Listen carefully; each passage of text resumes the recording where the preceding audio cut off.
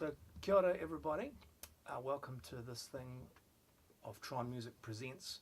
And the focus for this particular episode is going to be on international versus local perspectives.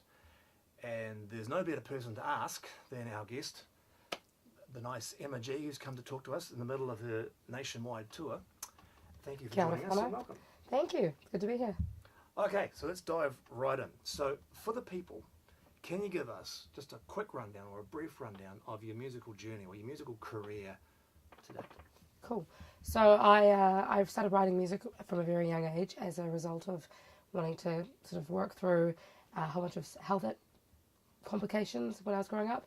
So I recorded and released my first single at the age of 10 on a Wakatombe Plenty project called the Millennium Foundation. Skip through to 2004's Play It Strange inaugural songwriting competition, which I came 9th in the country for. Skip forward to 2011 when I moved to Auckland and established a hard rock band by the name of Static Era, where we released 8 singles, 2 EPs and an album that charted in the top 20, NZ Top 20. Then 2015 came and I felt that I needed to grow more as an artist, as a human being, and I moved to Washington DC, where I've been an established singer, songwriter, musician for the last 2 years. So when you went to DC, initially from my understanding you weren't necessarily going to be a performer when you got there.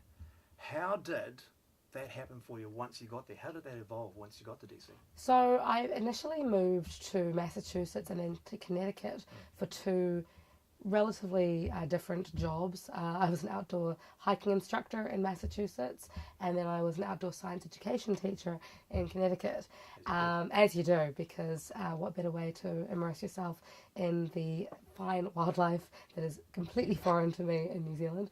But so I was doing that and I stumbled across DC purely by accident on a road trip to Indiana. I decided to do some busking in the city centre.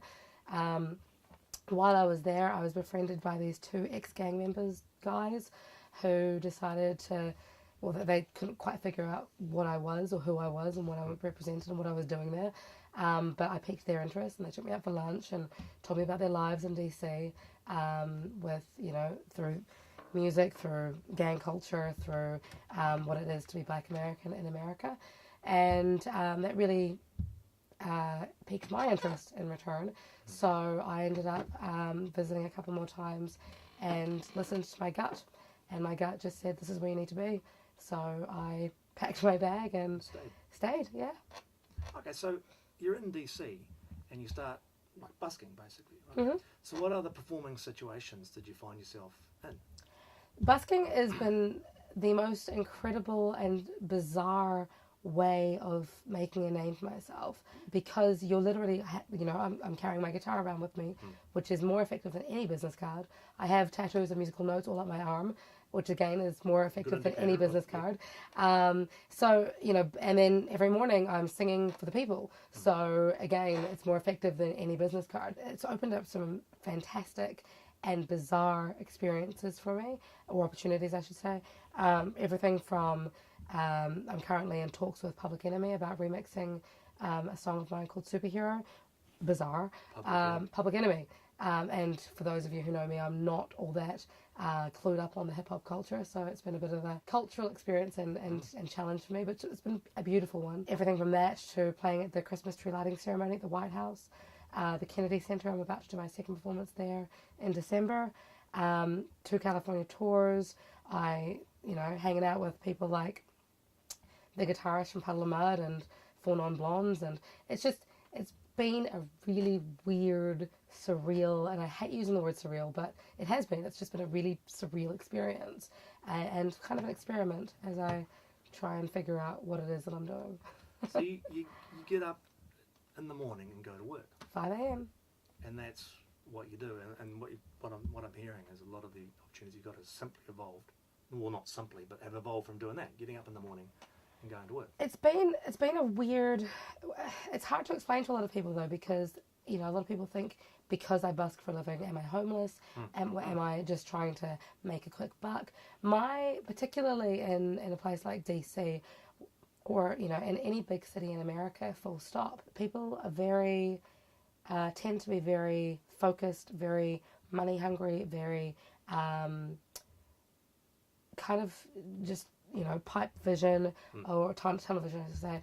America loses a lot of humanity, especially first thing in the morning. So my whole thing in the morning is like, the reason why I get up at 5 in the morning is because I want to be able to give people, especially in America's arguably most influential city, a reason to smile in the morning, a reason to feel positive, a reason to remember who they are, a reminder to dream a little bit and to love and to acknowledge one another. My thing has always been, I just want to make people smile in the morning. I just want to make people like just not screw up the country. So interesting though. I mean, it sounds really tacky for me to put it this way, but you're still actually earning a living from it. I am, and it's incredible. And I've managed to establish a really loyal fan base as well, as a result of my mornings. I think in my first year of just simply busking, having my sign up saying thank you and giving out business cards, I've, amassed a huge Instagram following, and a 400 plus mailing list of people who actively want to know who I am, what I'm doing, where I am, how they can support me. And that's a solid fan base. That is a solid fan base, yeah. Okay, so when you're performing and you're going to work in the morning, yes, what's your balance between original material and covers? So all my CDs that I sell, because I have I have merchandise as well, businesswoman over here. Of course. So all my CDs have original music on them. I do mostly covers in the morning, but I do have a lot of people asking to hear my original things now as well. So especially when people find out that I'm a vocal teacher or that I write my own material, they're just like, oh, play us something that we don't know. And they're really supportive, really supportive.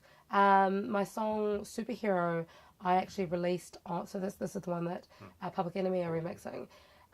So I wrote that in Colorado while getting a tattoo done by a guy on probation.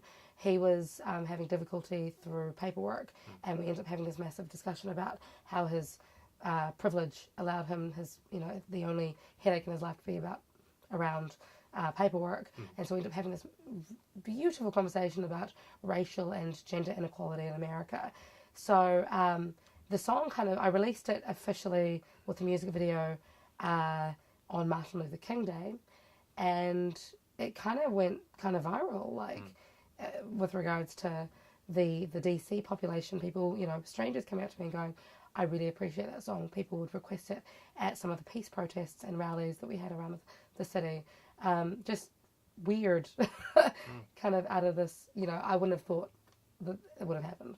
As you started doing more of the busking, street performing, whatever we want to call it. They don't know busking in America. Okay. They don't know the term. They think I'm a stripper. It's really awkward. Right. So that's why I say street performer these days. Good to know. Good technical tip for the young. So what musical and personal skills became more important the more street performing you did? I guess you've got your everyday person who just strums a guitar and sings. For me, and again, it's been an experiment that I'm always learning from. Smiling, eye contact, right. Things that you take for granted, especially in a place like New Zealand, because we're all about eye contact and we're all about, being positive. And the raised eyebrows. Yeah, I mean, they don't do that so much in America. No, it's really the church, nobody understands. But just the face-to-face acknowledgement of each other. Manners, yo, they get you everywhere.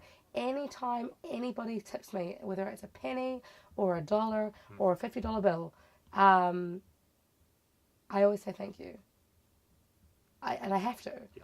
It's not in my soul to be like, yeah, sure, or whatever. And you get those people who are like that, 25 cents or a quarter, which is 25 cents.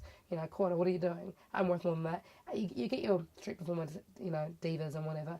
But for me, it's like, and I'm like this with everything, with my merchandise, with everything. Any shows that I do it strictly based on a koha basis. Because, if somebody's only got its quarter in the morning, then that's great. They've chosen to give that quarter to me. Yeah. How phenomenal is that? If they decide that a $10 bill is what I'm worth, again, how phenomenal is that? If they want to buy a CD and they've only got $5, awesome. Thank you. Love my music. Spread my music around. Thank you for seeing me. Thank you for hearing me. I want to thank you for your time. Thank you for having me. It's been great. There's like an overpowering amount of inspiration with all that packaged down there. And of course, anybody can always hit me up if you need more information.